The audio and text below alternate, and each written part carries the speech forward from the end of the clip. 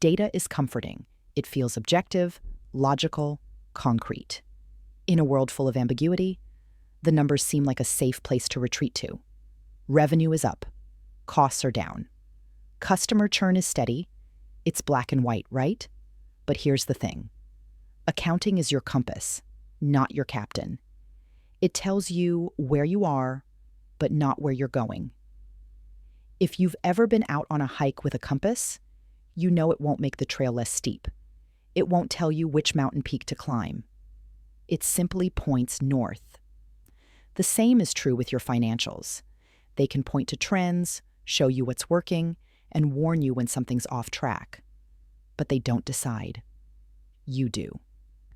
I've worked with hundreds of business owners and executive teams, and time again, I see the same thing.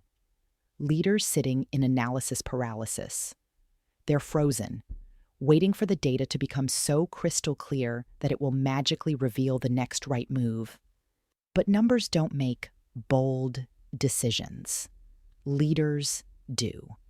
You can't spreadsheet your way into innovation. You can't forecast your way into courage. At some point, you have to step out of the safe zone of Excel and lead with heart, with instinct, and with vision. Now, don't get me wrong. Numbers matter. I'm a coach, not a magician. You need your dashboards.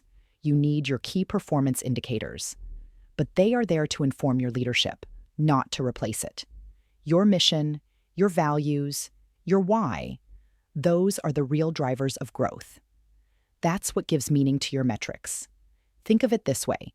You could have a highly profitable company on paper, but if you're burning out your team and sacrificing your culture to get there, are you really winning? Or you might hit a sales goal this quarter, but ignore early signals that your product isn't delighting customers the way it used to. The numbers look good for now, but they won't tell you that trust is eroding. Only you, as a leader, can pick up on that. Only you can have the conversation.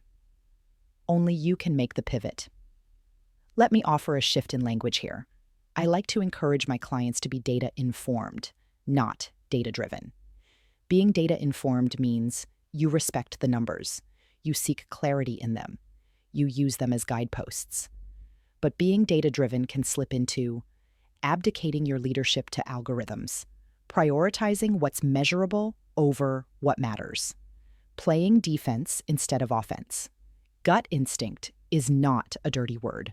Some of the best decisions you'll ever make will come from experience, from pattern recognition, and yes, from your intuition. And here's the kicker. Your people are watching. They want to follow someone who can interpret data and act with confidence. Someone who can say, I've seen the numbers. I understand the risks. And here's what we're doing next. So how do you strike the right balance? Here are 3 takeaways to lead wisely with numbers, without becoming a slave to them. Use numbers as a rearview mirror, not a GPS. They show you where you've been. They reflect your habits and your past decisions. But they rarely illuminate new possibilities. For that, you need vision. Decide what matters more than what's measurable. Some of the most important things, culture, trust, innovation, don't fit neatly into rows and columns. Don't neglect them just because they're harder to quantify. Pair your spreadsheets with story. Every number tells a story, but it takes a leader to interpret it. Look for the why behind the what. Use the data as a conversation starter, not the final word. Here is your culture action for this week. Ask your team, what's a decision we've delayed because we're waiting for enough data? Then ask, what would we do if we trusted our values, our vision, and our team more than our spreadsheets? This simple conversation can unlock clarity, courage, and forward momentum. Remember, analysis is useful, but action is powerful. So, leaders, yes, check your metrics. Yes, respect your numbers. But don't confuse data for direction. Leadership is not a math problem. It's a human endeavor. The numbers are the compass. You are the captain.